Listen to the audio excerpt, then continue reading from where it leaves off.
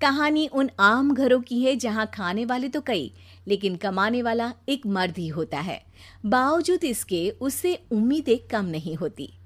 देखिए जी, सामने वाले वर्मा जी कैसी अच्छी तरह से सफाई करते हैं छुट्टी वाले दिन अपने घर की, और एक आप हैं। अरे यार, उनके पास कार है, ऑफिस पास में है और हफ्ते में 2 दिन की छुट्टी होती है, तो फर्क तो पड़ता है ना। मेरी तो शादी ही गलत हो गई।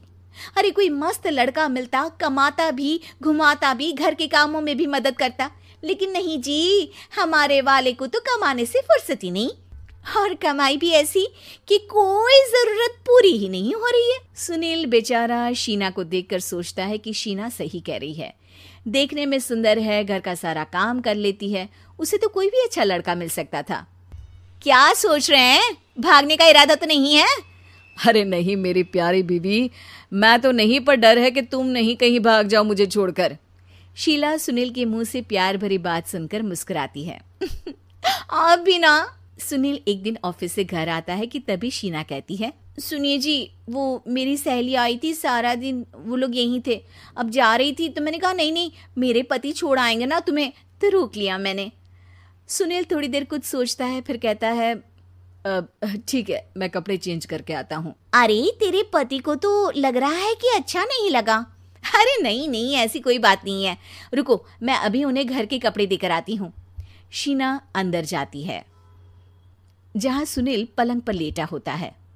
अरे क्या मजाक है, वो कह रही है कि आपने मुंह बना लिया।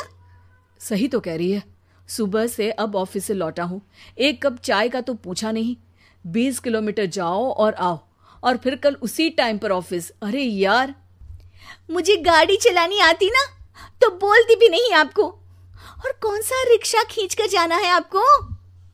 सुनील अब क्या बोलता। रात देर से आता है और सो जाता है। अगले दिन शरीर दर्द हो रहा है। अरे तो मत जाओ ना ऑफिस, चलते हैं ना मार्केट घूमने, फिर पिक्चर देखेंगे और रात में खाना खाकर घर वापस। सुनील जब सारे दिन की थकान वाला शेड्यूल सुनता है तो वो सीधे सीधे ऑफिस के लिए तैयार हो जाता है। अब आए दिन शीना की डिमांड बढ़ती ही चली जाती है और सुनील उसको पूरा भी करता। लेकिन एक दिन, ए जी मेरा भाई आ रहा है, उसे 2 लाख रुपए की जरूरत है। हाँ तो मैं क्या करूं शीना, मेरे पास इतने रुपए नहीं है। हाँ हाँ पता है नहीं है, लेकिन किसी से लेकर तो दे सकते हो ना। अरे मैं किससे मांगू, मेरे तो जानने में भी कोई नहीं है जिसके पास इतनी बड़ी रकम हो। तभी वहां शीना का भाई शीनू आ जाता है। जीजा जी कैसे हैं आप? अब मैं ठीक हूँ शीनू, अचानक इतनी बड़ी रकम की जरूरत कैसे पड़ गई? अरे जीजा जी, वो बिजनेस शुरू किया ना, तो उसके लिए पैसे की जरूरत है। काफी हो चुका है, थोड़ा पैसा बचता है तो मैंने सोचा आपसे ले लूं। अब देखो, मेरे ऑफिस में कुछ लोग हैं जिनकी सेविंग अच्छी है, मैं उन लोगों से बात करके देखता हूँ। सुनील ऑफिस से किसी से पैसे लेकर शीना को दे देता है। शीना वो पैसा भाई को दे देती है। 2 महीने बाद, अरे यार शीना, वो ऑफिस वाला आदमी अपने पैसे मांग रहा है, कैसे दूं? अपने भाई से बोलो ना पैसे दे दे। अरे हाँ हाँ दे देगा, कहाँ भागा जा रहा है, आप उनको बोल दो कि दे देंगे। थोड़े दिन बाद, शीना वो आदमी मुझसे आज भी पैसे मांग रहा था यार, मैं तंग आ गया हूँ, ऑफिस जाते ही सामने उसका चेहरा दिखता है, क्या बोलूं, बार बार पैसे मांगता है। अच्छा मैं शीनू को फ़ोन लगाती हूँ, बात करके देखती हूँ। शीना भाई को फ़ोन करती है लेकिन वो फ़ोन उठाता ही नहीं। लगता है भाई कहीं ऐसी जगह है जहाँ नेटवर्क की समस्या होगी। सुनील अगले दिन दोपहर को ही घर आ जाता है। उसका चेहरा उतरा और परेशान सा होता है। वो रोने लगता है। अरे क्या हुआ जी, आप इतना परेशान क्यों हैं? सब ठीक तो है ना? अरे नहीं शीना, कुछ ठीक नहीं है, मैं ठीक नहीं हूँ। तुम्हारे भाई के लिए मैंने जो पैसे लिए थे, उस आदमी ने आज भरे ऑफिस में सबके सामने मेरी बेइज्जती कर दी। सबके सामने आज मैं कर्जदार बनकर खड़ा था।